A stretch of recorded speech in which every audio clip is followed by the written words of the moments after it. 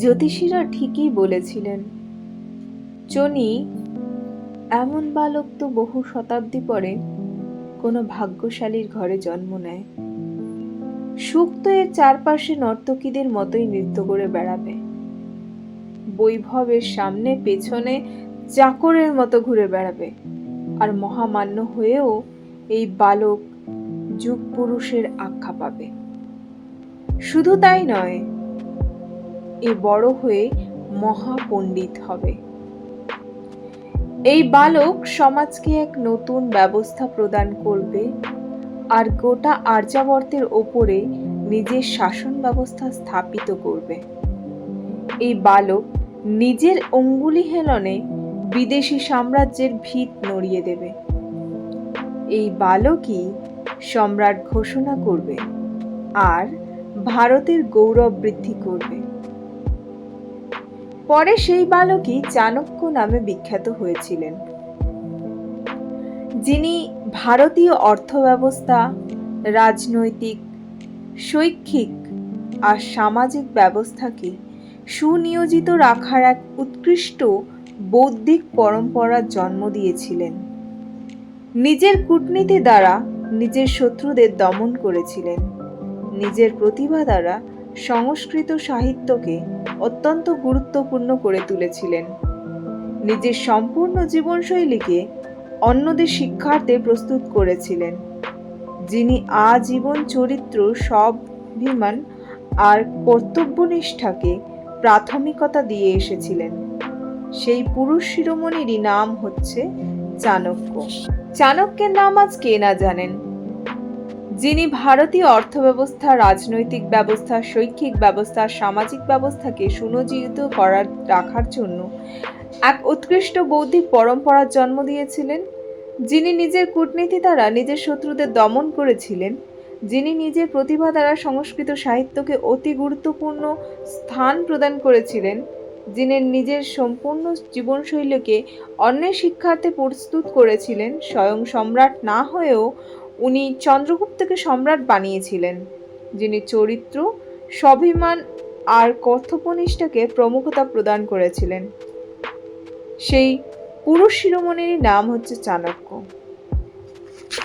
আজ আমরা চাণক্যের জীবনীর অংশের বাল্যকাল সম্পর্কে জানব। বলা ভালো, সেই বাল্যকালের গল্প আজ পড়ে শোনাব।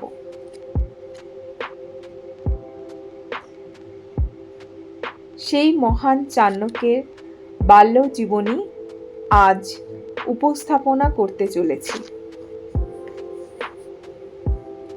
আমি দুর্গা। কুসুমপুর, হ্যাঁ, এটাই হচ্ছে সেই কুসুমপুর, এক অত্যন্ত ছোট গ্রাম। এখানেই আমার শৈশব কেটেছে। এই গ্রামের দুষ্টু নন্দ সব কিছু ধ্বংস করে দিয়েছিল। আজ পরিপূর্ণ এলাকা হয়েও এটাকে যন্ত্রণার মেঘে ঢাকা এক ধ্বংসস্তূপ বলেই মনে হচ্ছে। এই গ্রামে না জানি কত চিতা জ্বলেছে, কত লোকের ভাগ্যে হয়তো সেই চিতার অগ্নিও প্রাপ্ত হয়নি। কত লোকে যে চিল শকুনের আহার হয়ে উঠেছে তার কোনো হিসেব নেই। হাঁটতে হাঁটতে চাণক্য এক বটগাছের নিচে এসে দাঁড়িয়ে পড়লেন। সন্ধ্যার অন্ধকার ঘনিয়ে এসেছিল। হঠাৎ চাণক্য অট্টহাস্য করে উঠলেন। ওনার চোখের সামনে অতীতের পৃষ্ঠাগুলো এক এক করে খুলে গেল।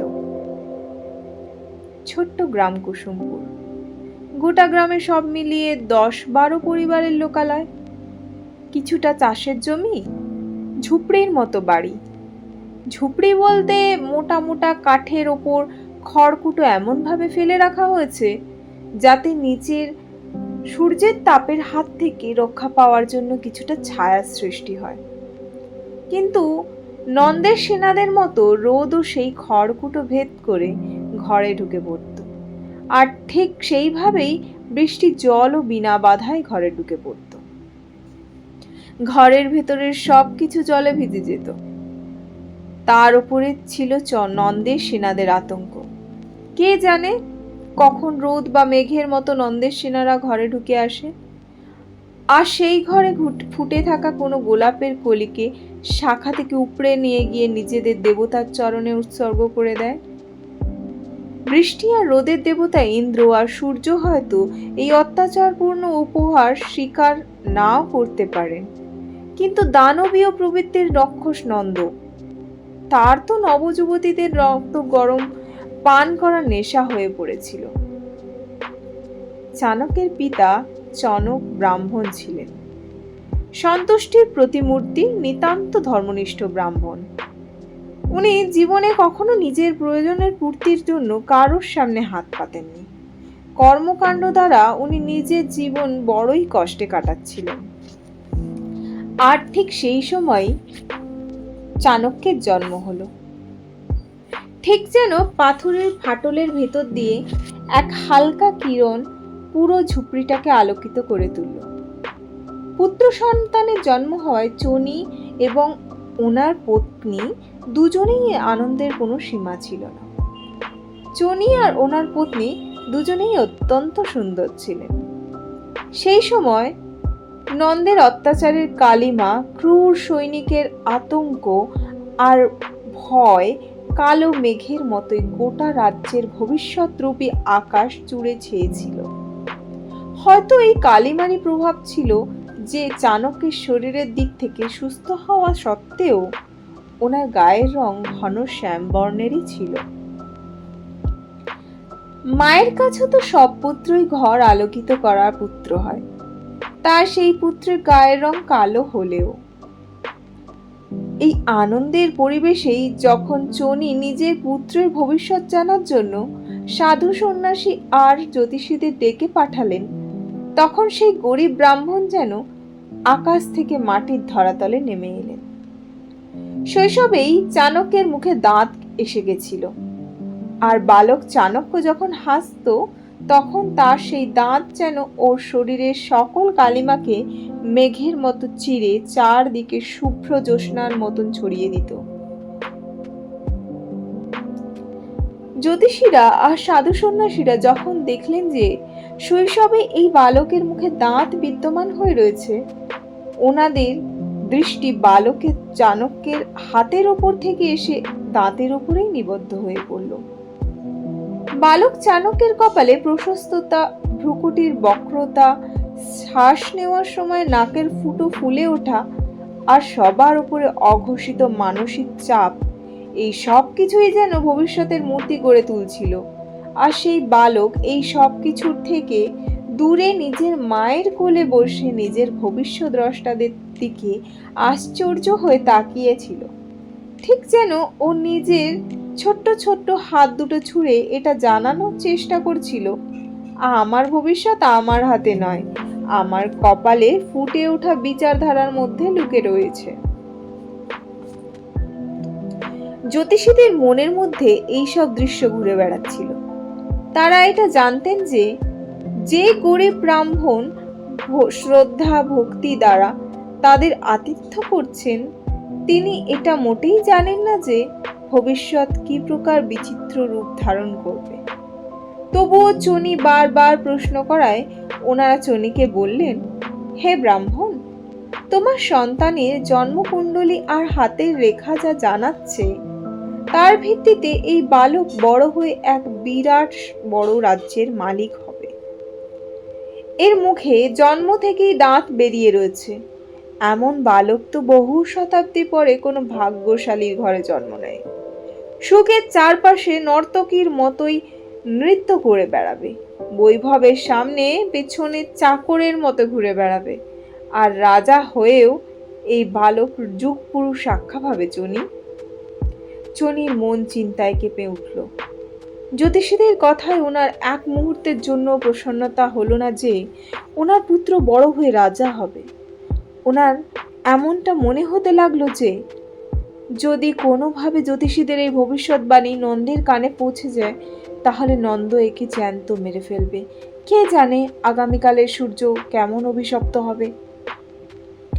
জ্যোতিষীদের বিদায় জানিয়ে চনি তৎক্ষণাৎ নিজের ঝুপড়িতে ফিরে এলেন, আর বালক চাণক্যকে তার মায়ের কোলে থেকে ছিনিয়ে নিয়ে নিজের কোলে টেনে নিয়ে পড়ে থাকা এক পাথরের টুকরো দিয়ে বালক চাণক্যের দুটো দাঁত ভেঙে দিলেন। বটবৃক্ষের নিচে বসে থাকা চাণক্য নিজের অতীতের পৃষ্ঠা পড়ায় মগ্ন হয়েছিলেন।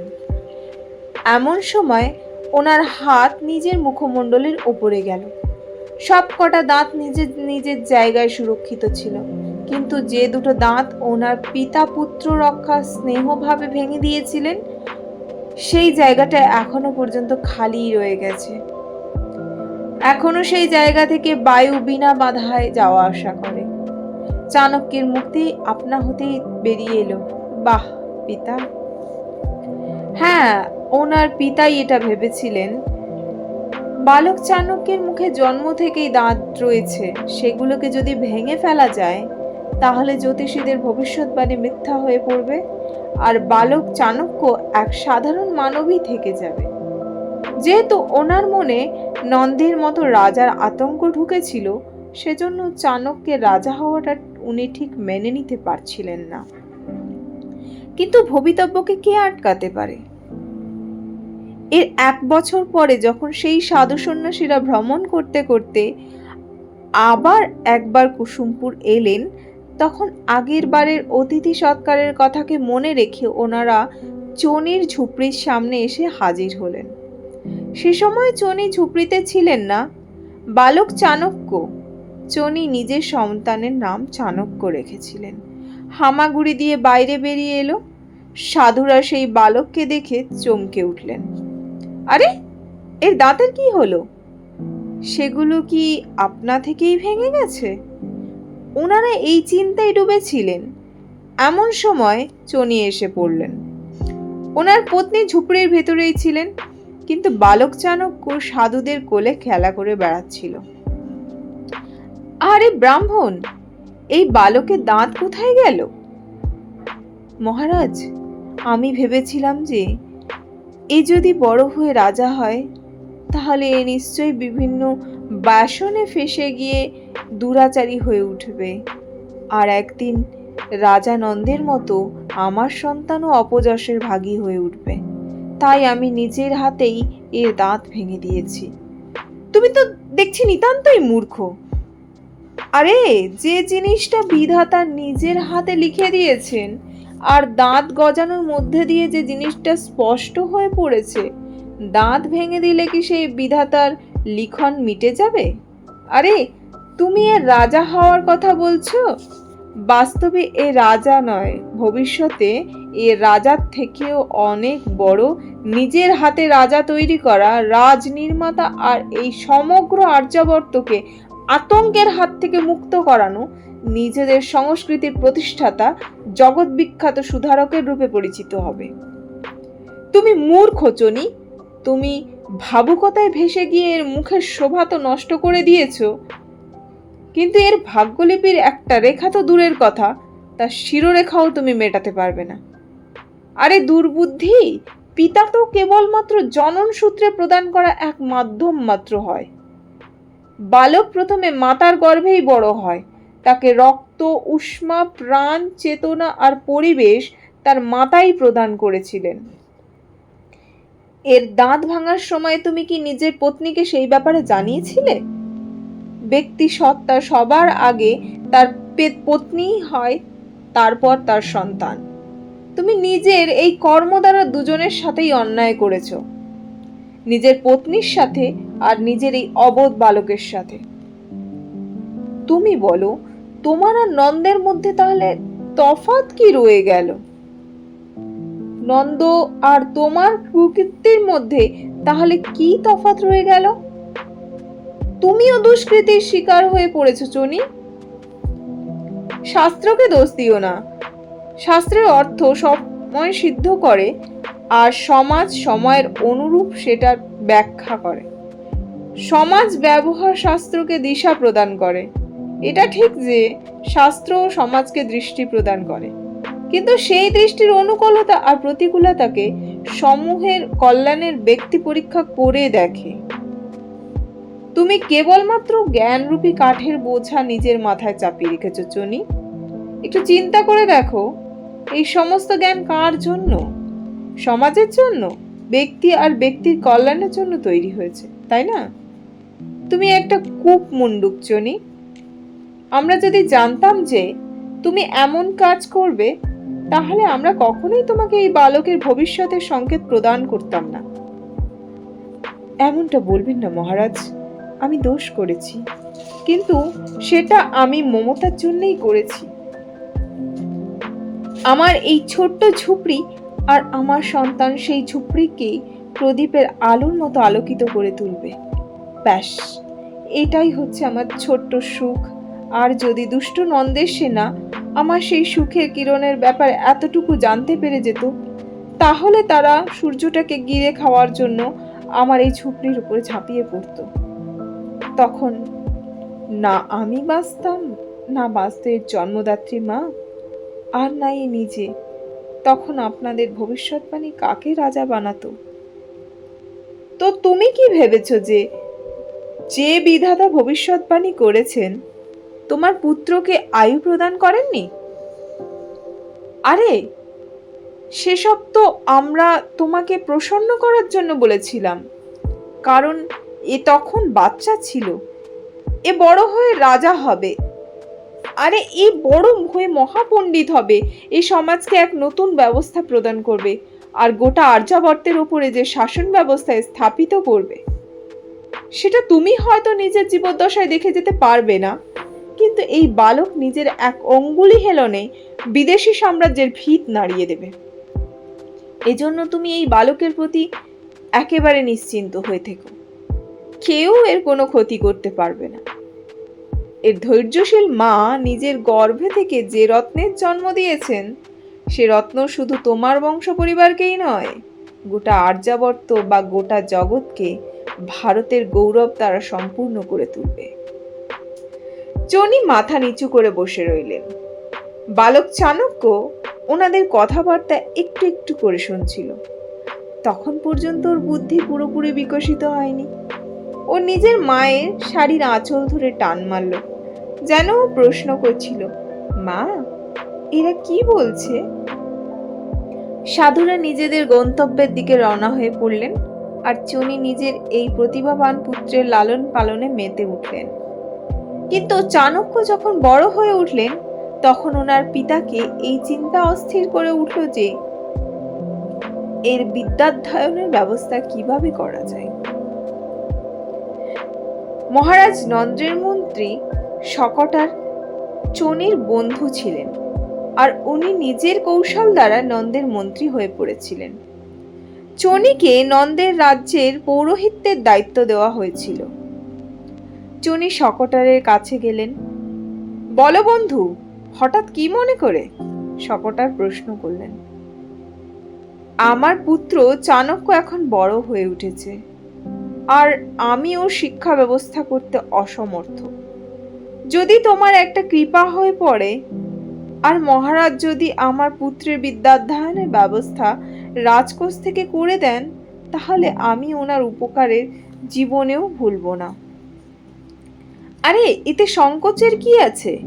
তুমি কাল প্রাতে নিজের পুত্রকে নিয়ে দরবারে এসে যাও, তোমার সমস্যার সমাধান হয়ে যাবে। পরের দিন প্রাতে দরবারে পৌঁছে চনি মহারাজের কাছে নিবেদন জানালেন। ব্রাহ্মণের নিবেদন শুনে নন্দ বললেন, মহামন্ত্রী, এর আগে তুমি এই ব্রাহ্মণকে আমার দরবারে উপস্থিত করে একে পৌরোহিত্যে প্রদান করেছিলে, আর এখন তুমি এর পুত্রকে তক্ষশিলা পাঠাতে চাইছো, আর রাজকোষ থেকে এর জন্য ছাত্রবৃত্তি প্রদান করতে চাইছো। হ্যাঁ মহারাজ, যদি আপনার কৃপা হয়। শকটার বললেন, তুমি তো জানো রাজকোষ দিনের পর দিন ক্ষীণ হয়ে আসছে। মহারাজ, ব্রাহ্মণকে দান করলে দানের উপযোগী হয়, আর এমনটাও বলা হয় যে ব্রাহ্মণকে দান করা ধন ঈশ্বরের কৃপায় সুদ সমেত অন্য উৎস থেকে রাজকোষে ফিরে আসে। এই বালককে ছাত্রবৃত্তি প্রদান করলে রাজকোষে কোনো অভাবে পরিলক্ষিত হবে না। ঠিক আছে, তুমি যদি এমনটা মনে করো, তাহলে তুমি হচ্ছ আমার মহামন্ত্রী। তোমার কথার বিরোধিতা আমি করব না। তোমার যতটা উচিত মনে হয় এই ব্রাহ্মণকে দিয়ে দাও। সকলে শুনুন, মহামন্ত্রীর কথা অনুসারে রাজকোষ থেকে এই ব্রাহ্মণকে মুদ্রা দেওয়ার ব্যবস্থা করা হোক, আর যতদিন পর্যন্ত এই বালক পড়াশোনা করবে এর পড়াশোনার সমস্ত প্রকারের খরচ রাজকোষ থেকেই প্রদান করা হবে। তার জন্য আমাকে যেন বারবার বলতে না হয়। চনির কাছে সেই সময় মহারাজ নন্দ ঠিক কোনো দেবতার সমান বা কুবেরের মতো মহাদানী হয়ে উঠেছিলেন। বটবৃক্ষের নিচে বসে থাকা চাণক্য বিচারমগ্ন হয়েছিলেন। উনি চিন্তা করছিলেন যে এ কেমন হওয়ার উনি অতীতের পৃষ্ঠাগুলো এক এক করে ওনার চোখের সামনে খুলে যাচ্ছে। ওনার মনে পড়তে লাগলো ঠিক যেন গতকালের কথা। ওনার পিতা মহারাজ নন্দের দরবার থেকে কতটা প্রসন্ন হয়ে ঘরে ফিরেছিলেন, নিজের সন্তানকে পড়াশোনা করার জন্য তক্ষশিলায় পাঠানোর আশ্বাস পেয়ে। প্রাতঃকালে আমি এই খবরটা সবার আগে সুবাসিনীকে দিয়েছিলাম। সুবাসিনী মহামন্ত্রী শকটারের সব থেকে ছোট কন্যা ছিল, আমার থেকে বয়সে 3 বছরের ছোট। চাণক্য চিন্তায় ডুবেছিলেন, আর অতীত বারবার ওনাকে নিজের সঙ্গে জড়িয়ে নিচ্ছিল। চাণক্যের ঘরের নাম বিষ্ণুগুপ্ত ছিল, আর ওনার মাতা পিতা দুজনেই ওনাকে বিষ্ণু বলে ডাকতেন। আজ তাদের দুজনের মধ্যে কেউই আর জীবিত নেই। হয়তো ওনাদের সাথে এই বিষ্ণু সম্বোধনটাও চিরকালের মতো হারিয়ে গেছে। থেকে গেছে কেবলমাত্র চাণক্য একাকী। এখন ওনাকে কে জানাবে যে ওনাদের সেই ঝুপড়িটা কোথায়, যেখানে উনি নিজের শৈশব কাটিয়েছিলেন? চাণক্যের পেছন পেছন আসা এক ছায়ামূর্তি যেন থেমে গেল, আর হঠাৎই এক কণ্ঠস্বর ভেসে এলো, কে তুমি? এত রাতে এখানে কি খুঁজছো? তুমি কোনো জবাব দিলে না। কাকে খুঁজছো তুমি? আমি আমার শৈশবকে খুঁজছি। আপনি আমাকে কি এটা বলতে পারবেন এখানে একটা ঝুপড়িতে চনি নামের এক ব্রাহ্মণকে সপরিবারে থাকতেন? তারা এখন কোথায়? তুমি ওনাদের খোঁজ করছো কেন? ওনাদের তো কয়েক বছর আগে এখান থেকে নির্বাসন করে দেওয়া হয়েছে। কিন্তু কেন? সেসব আমার কাছে জানতে চেও না। সে বড়ই যন্ত্রণাদায়ক ঘটনা, বড়ই দুঃখজনক ব্যাপার। কিন্তু কি এমন ঘটেছিল? অনেক দিন আগের কথা। মহারাজ নিজের মহামন্ত্রী শকটারকে বন্দি করে বানিয়েছিলেন। উনি তো মহারাজের বড়ই বিশ্বাসের পাত্র ছিলেন। হ্যাঁ, কিন্তু রাজার কাছ থেকে যখন রাজ্য বড় হয়ে ওঠে তখন বিশ্বাসে রাজ্যের ওপরে নির্ভরশীল হয়ে ওঠে, রাজার ওপরে নয়।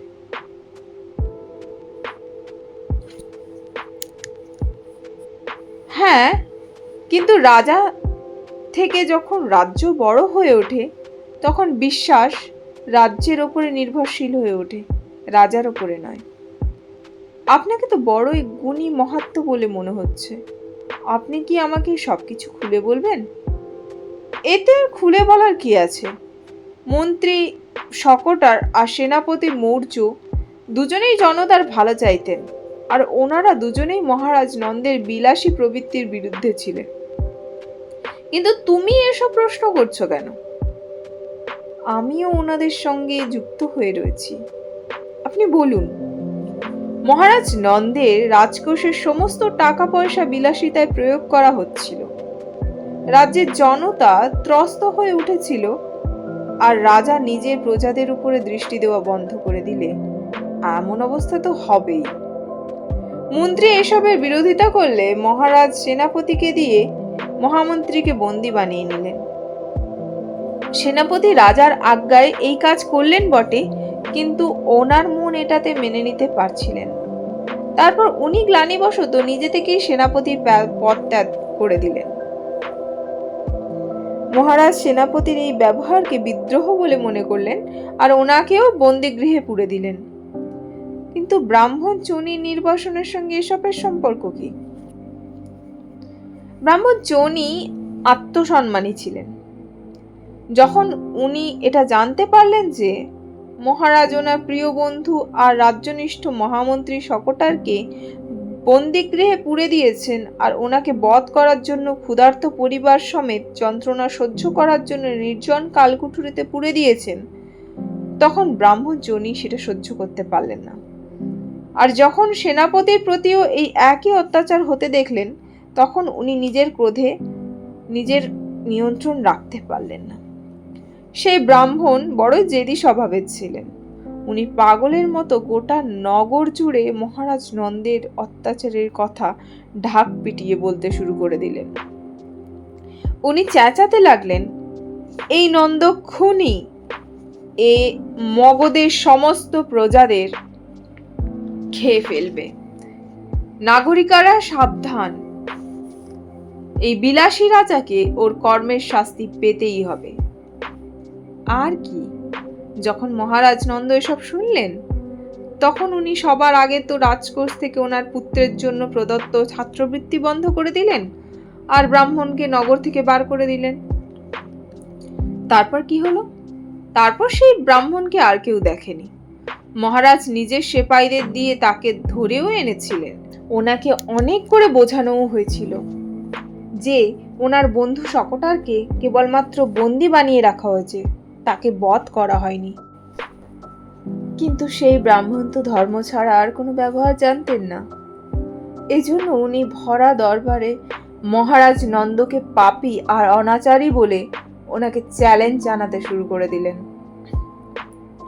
এতে নন্দ ক্রোধে ভরে উঠে ওনাকে দেওয়ার সমস্ত বৈভব ফিরিয়ে নিলেন আর ওনাকে মগধের থেকে বাইরে বার করে দিলেন।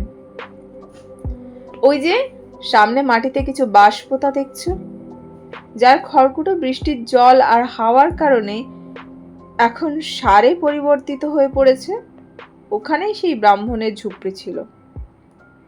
আচ্ছা, একটা কথা বলুন, এখনো কি কিছু জানার বাকি রয়ে গেছে? এতটা ধরে নাও যে নন্দ এখন ব্রাহ্মণদের বিরুদ্ধে হয়ে পড়েছেন আর উনি বৌদ্ধ হয়ে পড়েছেন। ওনার রাজ্যে এখন আর কোনো ব্রাহ্মণ রাজ্যাশ্রয় পেতে পারে না। আমি সেসব নিয়ে চিন্তা করি না। আমাকে আপনি এটা জানান যে মহামন্ত্রী শকটারের পরিবার এখন কোথায়? তুমি কেমন লোকে? নন্দের রাজ্যে দাঁড়িয়ে এমন প্রশ্ন করতে তোমার এতটুকু ভয় হচ্ছে না? এবার আমি কি তোমাকে একটা জানাবো যে ওনাদের সমাধি কোথায় রয়েছে? আপনি রাগ করবেন না। আমি শুধু এতটুকুই জানতে চাই যে মহামন্ত্রী শকটারের একটা কন্যা ছিল, সুবাসিনী। আপনি কি আমাকে এটা বলতে পারবেন যে সে জীবিত আছে কিনা? এই শুনে সেই ব্যক্তি বলল, কি হবে শুনে? সে বৌদ্ধ বিহারে চলে গিয়েছিল, কিন্তু যখন সেখানেও আশ্রয় পেল না, তখন সে নৃত্যাঙ্গনা হয়ে পড়ল। আর এই বলে সেই ছায়ামূর্তি, যে এক অপরিচিত ব্যক্তির রূপে এতক্ষণ ধরে চাণক্যের সঙ্গে বার্তালাপ করে চলেছিল, অন্ধকারের মধ্যে হারিয়ে গেল। এটা আমার দুর্ভাগ্য যে আজ আমি তক্ষশিলা থেকে অধ্যয়ন শেষ করে ফিরে আসার পরে না মায়ের সঙ্গে মিলিত হতে পারলাম, না বাবার সাথে। ওনারা এক পুত্রের থেকে, একমাত্র পুত্রের থেকে কি সুখ পেলেন? কেবলমাত্র শৈশবের কিছু সুখ। যারা আমার আঙুল ধরে আমাকে ঘরের উঠোন পর্যন্ত, বাড়ির দোরগোড়া পর্যন্ত চলতে শিখিয়েছিলেন, তাদের সেই পুত্র আজ তক্ষশিলা থেকে এতটা পথ পাড়ি দিয়ে এখান পর্যন্ত এসেছে, সেটা তারা জানতেও পারলেন না। এ কেমন অভিশাপ! এক রাজার দুষ্প্রবৃত্তির একসাথে তিনটে পরিবারের সর্বনাশ করে দিল। এটাই কি সেই কুসুমপুর? না, এটা সেই কুসুমপুর হতে পারে না। প্রজারা কি এমন দিনের জন্য রাজার উপরে বিশ্বাস করে? তারা কি এমন অবস্থার জন্য রাজার প্রতিটি সংকেতের পালন করে চলে? না, এই অত্যাচার বন্ধ করতে হবে। এসব আর সহ্য করা যায় না। কিন্তু আমি কি করব? আমি একা এসবকে কি করে বাধা দেব? এক স্থাপিত শাসককে গদিচ্যুত করে প্রজা কল্যাণের ব্যবস্থাকে পুনরায় স্থাপিত করার জন্য আমি তো একা। কিন্তু যাই হোক না কেন আমি রাজার সাথে দেখা করব। এই ব্রহ্মচারী চাণক্য এত সহজে হার মানবে না। চাণক্যের ভেতর থেকে এক বিচারক চাণক্যকে প্রশ্ন করল, এসবের ওপরে বিচার করে কি হবে? কোনো নির্ণয় করার আগে মহারাজ নন্দের বিচার যতক্ষণ না জানা যাচ্ছে ততক্ষণ কিছুই বলা চলে না। চাণক্য ঝুপড়ির ভূগোলের ব্যাপারে কিছুই জানতে পারলেন না, কেবলমাত্র সেই গর্ত ছাড়া। এ দেখে চাণক্যের চোখে জল এসে গেল। সুভাষিনী আর পিতার স্মৃতিতে উনি ঠিক যেন পাথরের দেওয়াল হয়ে উঠলেন, আর উনি যেন তৃতীয় এক পথ আবিষ্কার করে ফেললেন। যে জিনিসটা বিনষ্ট হয়ে গেছে তাকে আর কোনোভাবে ফিরিয়ে আনা সম্ভব নয়, কিন্তু যে জিনিসটা বিনষ্ট হওয়ার দোরগোড়ায় দাঁড়িয়ে রয়েছে সেটাকে তো বিনষ্ট হয়ে পড়া থেকে বাধা দেওয়া যেতে পারে। আর এই চিন্তা করে চাণক্য যেন পথের সন্ধান পেয়ে গেলেন। উনি সেখান থেকে ফিরে এসে চলে গেলেন যেখানে উনি উঠেছিলেন, এক অপরিচিত সরাইখানায়। উনি মনে মনে মহারাজ নন্দের সাথে মিলিত হওয়ার সিদ্ধান্ত নিলেন।